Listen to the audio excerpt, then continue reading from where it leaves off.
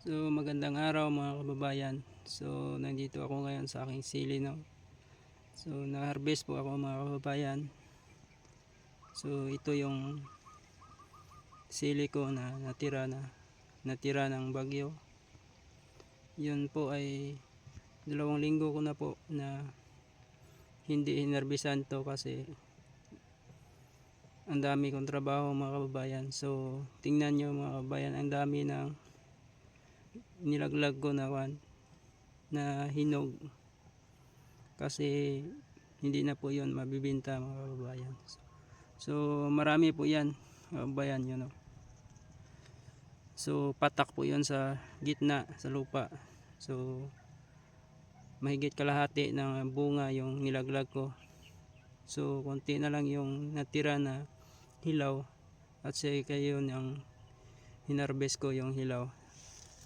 At so kailangan talaga ilaglag yon kasi masisira yung aking sili pag hindi ko nilaglag. So nilaglag ko yung lahat, yung hinog na yan, marami yan, para makarecover ng madali ang aking sili. Yun po ay nakarecover na po ito ng konti sa bagyong Kristen nga nakaraan. So last na harvest ko na po ito.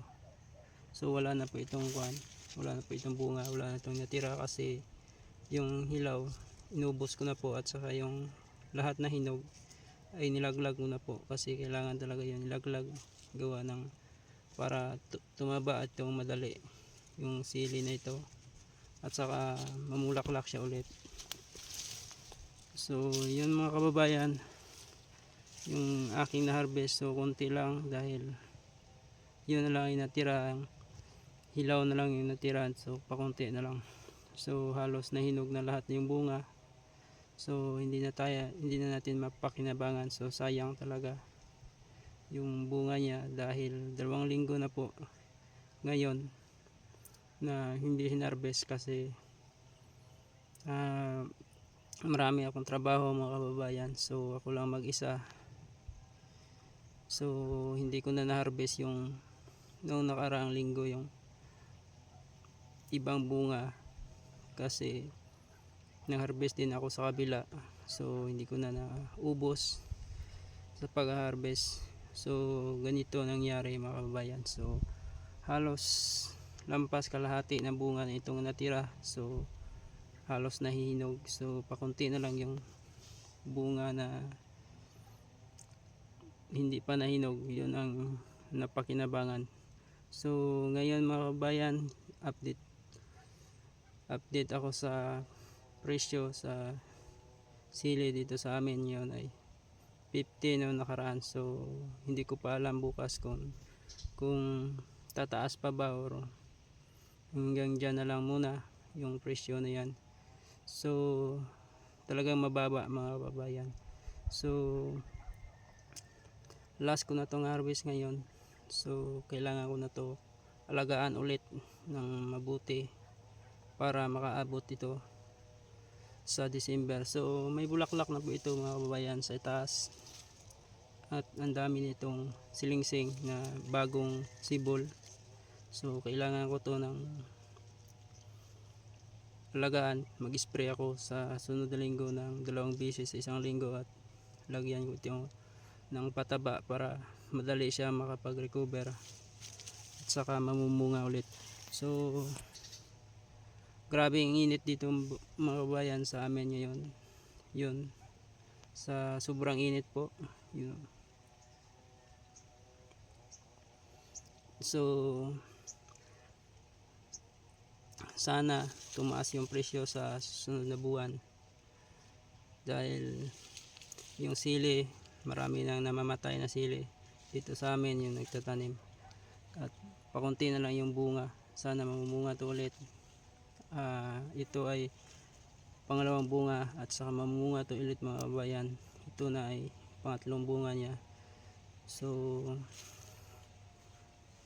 pakunti na rin ito mga kabayan, sa may ma-harvest pa man ito sa sunod na linggo. So ang hindi ko maubos ngayon sa pag-harvest So sa susunod na Biyernes ko na to harvestin, kasi doon sa bandang baba naharbisan ko noong Friday. So ngayon dito banda sa taas, ito yung na-harvest ko na maraming hinog. So yun mga kababayan, ito po yung kababayan yung aking na-harvest. Yun o. Yun po. So ganito lang kinukuha ko kasi ito lang din yung pwede sa market, dahil pag hinog hindi na tumatagal sa market yan. So kawawa yung mga retailer. So ganito lang talaga. Yun, may mga hinog na pakunti-kunti lang. So sinali ko na lang dahil sayang din. So pag hinog kasi nire-reject yon kasi hindi tumagal yon sa market. Madali lang siya masira o madali lang siya mahinog. So mahirap pag maraming hinog. Yun mga kababayan, hindi ko pa napitasan to. Yun o. Yung mga at saka sa ilalim niyan ang daming hinog niyan. Yun. Dahil sa sobrang init dito mga kababayan, mabilis lang mahinog yung bunga niya. At saka itong bunga na ito nasisira ito dahil sa bagyo. Yung iba nito mga kababayan, bugbog po yung bunga kaya nasisira, madaling nahinog. At saka yung iba may mga damage talaga kaya ang daming hinog. Kasi yung sili mga kababayan, pag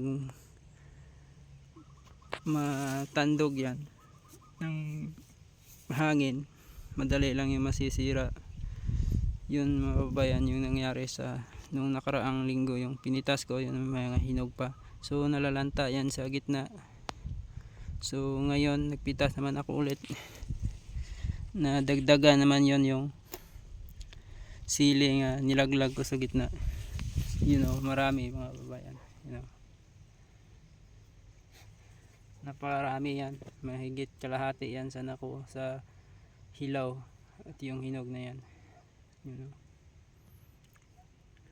So nung iba na yan, nung nakaraang kuwan pa yan, nung nakaraang linggo, so nadagdagan ngayon kasi marami ding hinog ngayon. So nilaglag ko yung lahat para hindi masira yung aking sili. So ngayon dito lang tayo mga kababayan. So salamat sa lahat ng tagapagpanood sa aking video, at salamat sa aking mga subscriber.